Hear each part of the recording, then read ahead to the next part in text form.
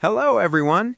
In this video, I'll guide you on how to fix Discord login error in a simple and effective way so you can access your account without any issues or delays. This problem usually happens due to server issues, incorrect login details, or network restrictions.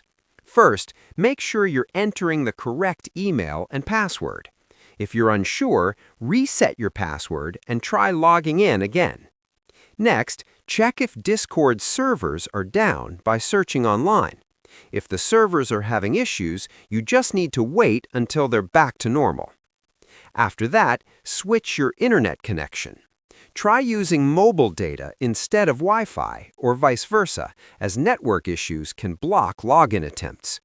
You should also disable any VPN or proxy service, since Discord may block logins from certain locations. Another useful step is to clear the Discord cache.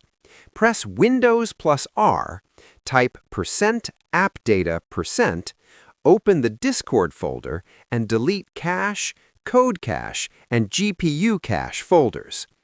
Also, try logging in through your browser to see if the issue is app-specific.